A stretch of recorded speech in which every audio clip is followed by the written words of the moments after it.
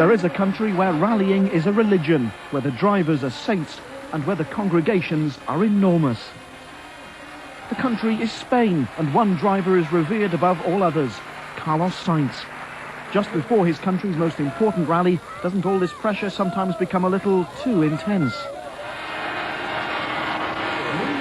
No, I think the pressure is always there in a World Championship rally, and you try always to do your best and try to beat the rest. And of course, here in Spain, you know, you always like, or I always would like to have a nice rally and a clean rally. Spain marked the return to the World Series of the winner of the first round. Was he looking forward to the event? Yes, I am even more confident than in Monte Carlo, because now I saw in Monte Carlo that I can win, so I am more quiet, I'm more relaxed from last year, so I'm pretty well confident. Spain also saw the return of some other familiar faces. Frenchman Francois Delacour and Germany's Uwe Nittel. And your position as number 2 here in Catalunya for Mitsubishi, has that put you under a lot of pressure? Of course, it's a pressure when you are nominated for a manufacturer team. The Mitsubishi guys tell me for this year it's for me important to see the finish line, and this for me a learning year and nothing else matters. What's the competition going to be like here in Catalunya? No, it wouldn't be much at all. Round 5 of the 1997 FIA World Rally Championship is the first of 3 all-tarmac events in the series.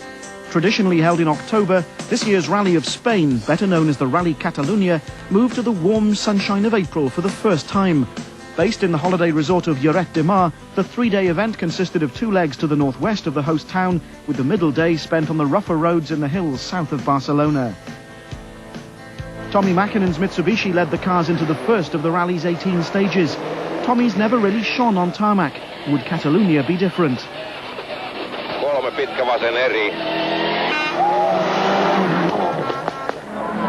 Last October, Colin McRae won here after a thrilling last-day battle with Piero Liati. Together with Sainz, the local hero, the 2 Subaru drivers started as favourites and were immediately setting times within a handful of seconds of each other. But the crowds only had eyes for one man, Sainz. He, though, was having a frustrating morning, rear brake problems making his Ford Escort difficult to control under heavy braking.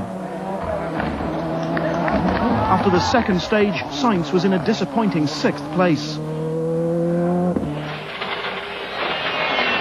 Izquierda corta de tierra y no cortar. Sasar mucho para esa calenta corta de tierra. Para izquierda abrirse, frenando izquierda por menos se cierra. Sasar. 2 places behind Sainz was his teammate Armin Schwartz, who was suffering from the same problem.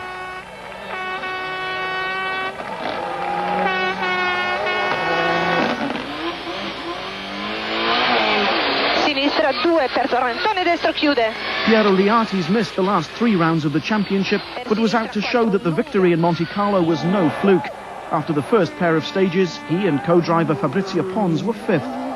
But the shock of the first morning was provided by the Peugeot team, running a pair of Formula 2 cars. Free of the weight and engine restrictions of the World Championship contenders, they set a string of fastest stage times. Francois Delacour was 2nd after stage 2, while his teammate Gilles Panizzi led the rally by 5 seconds. The 2-wheel drive 306s certainly looked and sounded spectacular, but their 1-2 took most people completely by surprise.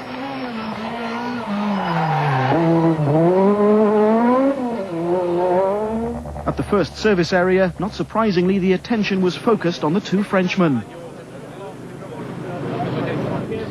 Francois, before the rally, everybody was talking about Liati, McRae, all the other drivers. Nobody even talked about the Peugeots. How come you're so fast, so quick? Yeah, but you know, it's all the time the same story. We know, but nobody was speaking about also Gilles Panizzi, because nobody knows Gilles, and Gilles is a very good driver because now he's leading the rally. And for sure our car is competitive. The team is so competitive because they have good experience in World Championship 10 years ago with Turbo 16, and we knew before the start that our car was so fast. Peugeot have come from nowhere. How come they're so fast? Well, they've been running in France on similar roads, asphalt roads in France. The technical regulations allow their cars to be a lot lighter, so their power-to-weight ratio is exceptionally good. We've got dry conditions here in Spain. It's the perfect conditions for them. We've been complaining for a long time that the restrictor in this engine is too small and the tyres we have in the tarmac are too narrow. in this Formula 2 car is the same tyre as we have, and no restriction on the engine, and more than 300 kilos lighter than our car. But in terms of the championship, the battle's not with them, is it? It's with the Fords and with the Mitsubishi. Yeah, but the problem is they take 10 points. That's the problem. Peugeot's incredible start suffered a setback on stage 3 when Delacour went off the road and lost around 3 minutes. Panizzi, though, sent yet another fastest time and extended his lead to 13 seconds. Delacour's efforts to make up the lost time were obvious and entertaining.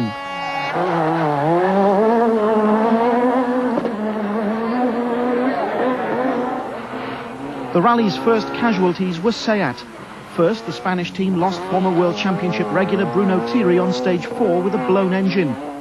Then Oriol Gomez, one of the star performers on last year's event, retired halfway through stage 5 when the gearbox refused to select any gears.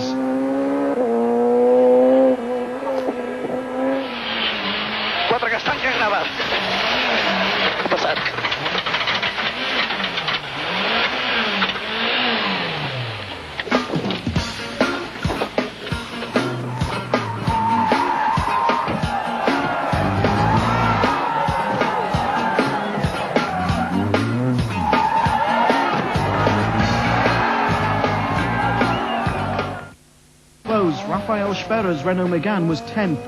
Peugeot's perfect start to the rally, meanwhile, had finally ended. They'd set or shared fastest time on the first 5 stages, but on the 6th, a puncture cost Panizzi nearly 2.5 minutes, dropping him to 9th. 8th at the end of the day was the Subaru of Portugal's Rui Madeira.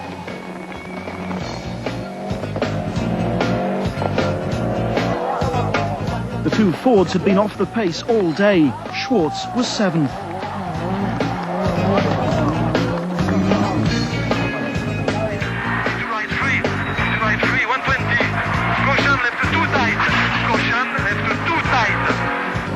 Next came the second Peugeot in the top 10.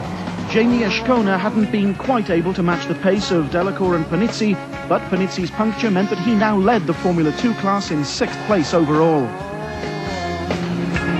Carlos Sainz was 5th, cheered on by the ever-faithful crowds, but frustrated at the problems which had left him nearly a minute behind the leader.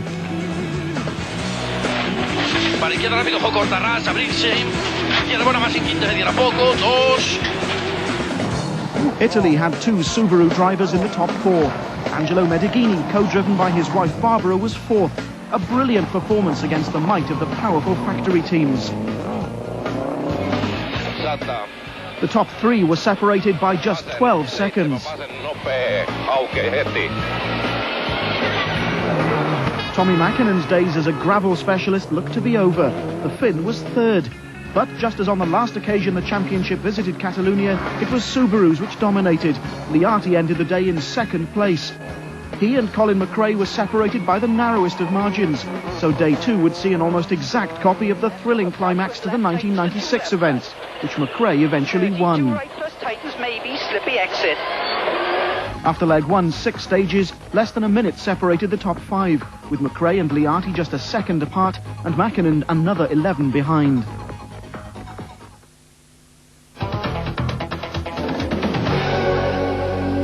Leg 2 was set in the Tarragona area, well to the south of Lloret de Mar, so the day began and ended with a long motorway drive. McRae, the rally leader, was the first to tackle the day's opening stage, at over 32 kilometres, the longest of the entire leg. His fans, complete with a model of their hero, were fighting a losing battle with the more vocal Sainz supporters. McRae, meanwhile, lost a second to Liati on that stage. The pair now shared the lead. Into long 3 right line, into 5 right minus line, and left tightens to 3 left minus, into 5 right plus opens, and right into 2 left. Piero Liati lost a little ground to McRae on the next 2 stages. The rally wasn't yet at its halfway point, yet the struggle between the 2 Subarus was already grabbing everyone's attention. Well, maybe not everyone. Tommy Mäkinen set the fastest time on the opening stage to move to within 7 seconds of the pair.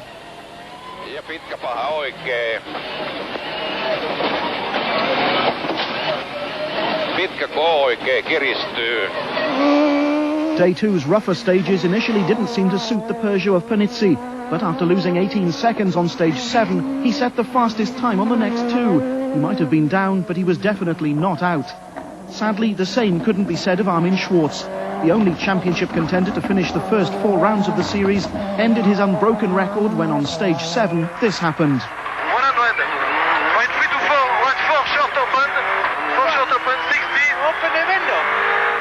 caution, right 4, long keep out minus, like the 223 light.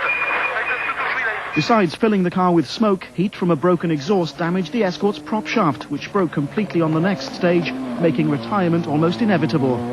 Well, we had a very, very strange car halfway through the first stage. It was more and more understeering, and all of a sudden it started very badly to steam in the car and something like burning. And we got out of the stage. I couldn't see what it was, and the following stage we broke something on the transmission. Ford's problems had only just started, however. On the very next stage after Schwarz had gone out, it was his team leader's turn to experience transmission trouble. On the early part of the stage, there was no hint of the latest in a string of unfortunate incidents to slow Sainz.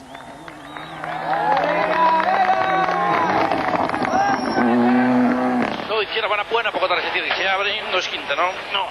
2, izquierda rápida frenando.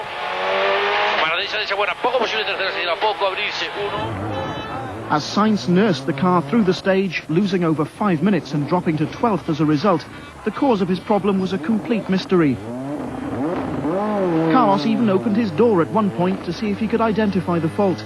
Suspicion focused on the lightweight prop shafts fitted to both cars, made of composite materials rather than steel to save weight. In a bid to cure the problem, the Ford mechanics changed the offending prop shaft for a steel one. The cause, though, was still unclear. When Armin had the problem on the previous stage, were you worried that the same might happen to you? Well, I didn't know exactly what was his problem, but obviously it has happened for me the same. The fact you're so far off the pace here, is that worrying for Corsica as well, which is only a couple of weeks down the line? Yeah, it is worrying because, we haven't got any more testing planned. We had a sort of a 2-week test here for this rally, which was obviously a combination to combined Corsica test. And, we've got a gravel test planned for sort of Argentina and Acropolis. So at the moment, as I say, we are having to have a rethink, but, there is some things that we know that we cannot, that won't be improved until the second half of the year.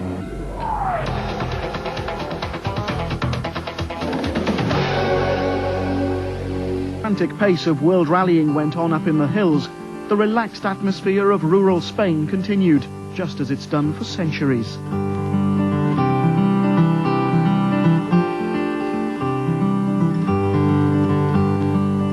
Ford weren't the only team to be having a miserable morning. Having already lost Bruno Thierry and Oriol Gomez on day 1, Seat saw any remaining hopes vanish when Harry Rovanpera retired after an accident on stage 9. Skoda too began their journey home when Emil Trina joined his teammate Pavel Sibera on the rapidly growing list of retirements.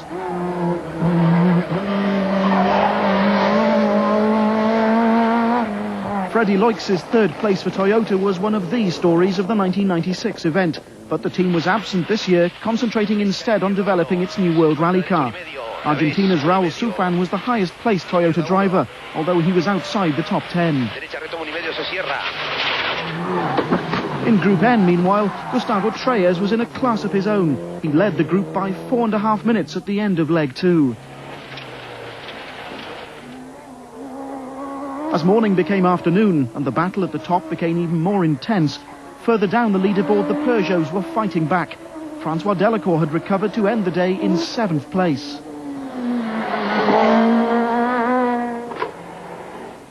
Portugal's Rui Madeira, driving for the Subaru All-Stars team, was 6th.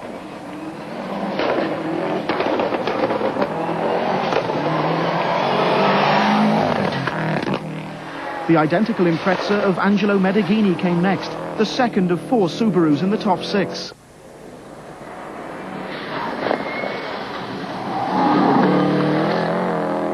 The afternoon of leg 2 saw the overnight leader Colin McRae discover that fate can play cruel tricks. Then into 6 left minus, you've got 10 Ks. Into K, 3 left tightens to minus long. Keep an eye on the front right-hand corner of the car. 6 right and 3 right, 30, 4 right minus, 30, 6 left minus, your stop and change, shall we? 30, 3 left, tightens, long. Yeah. Quite good, much further. It's the same as Safari. Yeah.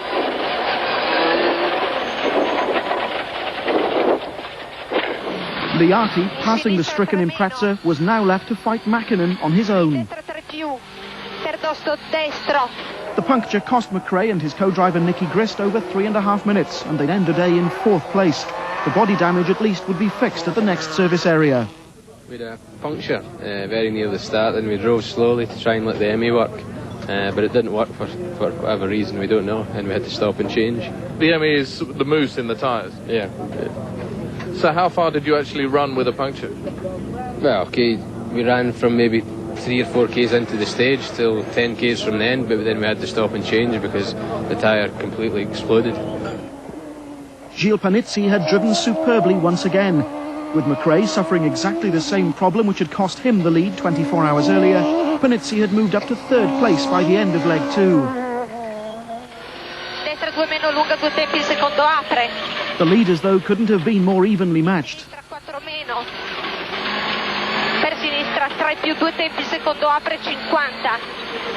Liati and Fabrizio Pons had grabbed the lead from their teammates on the stage before they punctured, but were now coming under attack from an increasingly confident Tommi Mäkinen and his co-driver Seppo Harjanne. Pitkä vasen eri kiristyy, huomio heti oikea 10, pitkä oikea nopea miinus. Had it not been for one slight driving error, Tommi would have been leading.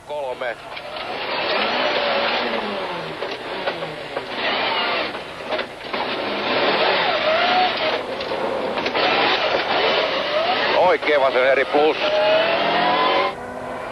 As it was, amazingly, Mäkinen and Liati ended the day sharing the lead. Not even a second separated the Subaru and the Mitsubishi. With the lead shared and both Liati and Mäkinen promising to go flat out, the final day was set to provide one of the closest finishes of the year so far. The others were now too far behind to influence the result. 3, and already the faithful were gathering.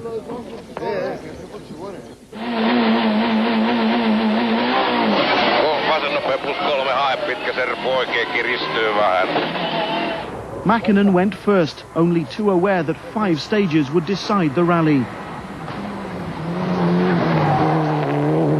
Next came Liati. Sinistra 2 per Tornantone, destro chiude. Per sinistra 4 lunga. But 3 seconds were lost to Mäkinen on the first stage and 6 on the next.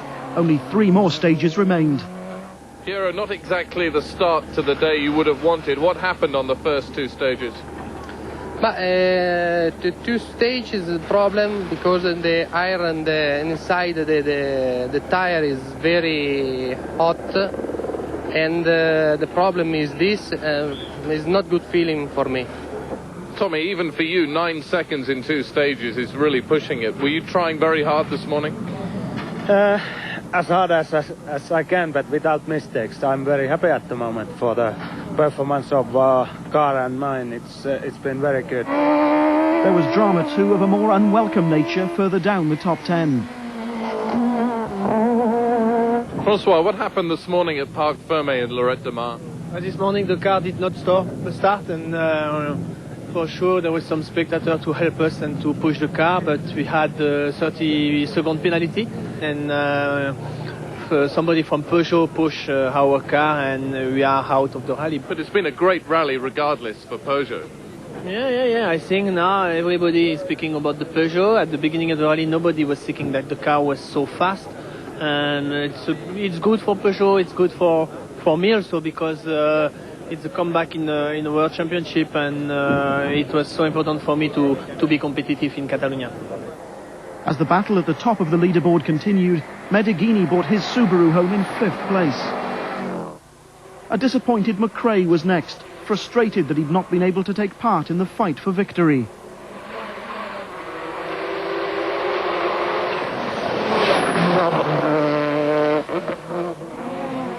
Equally disappointed was Panizzi, but third place and a podium finish was a just reward for such a superb drive. But what of the thrilling encounter ahead of the Peugeot? Liati set the fastest time on stage 17, which meant that Mäkinen would start the 18th and final stage with a lead of just 4 seconds. Almost exactly the same situation as McRae started the same stage back in October. Tommy, Piero got 6 seconds back on that last stage. You've got 1 stage to go before the finish. Can you hold him off? So it's at least it's very interesting. I think it's biggest fight for a long time. How did you get all that time back on that last stage? Yeah, it's good. They changed the tire, and after the 2 stage in the morning, this tire is good. Little bit is good. The Mitsubishi flew through the stage, stopping the clock at 22 minutes 40 seconds. Liati would have to drive the final 36 kilometers at least 5 seconds faster if he was to snatch victory from the world champion. At the stage finish, the tension was clear to see. Oh, Tommy, exactly the same time at the halfway point. Do you think it's enough to have won? Yeah, I think it should be. We never know. My tires was little bit warming up too much on somewhere after midpoint, but then I slow down a little bit and the tires cool down again and I start pushing again. That much better tire choice than first time. I'm quite happy. Despite a terrific performance, the stage finish held the same emotions Liati'd experienced 6 months earlier. 22:43, it's not enough, Piero. What a rally it's been, though. Very, very close. Yes.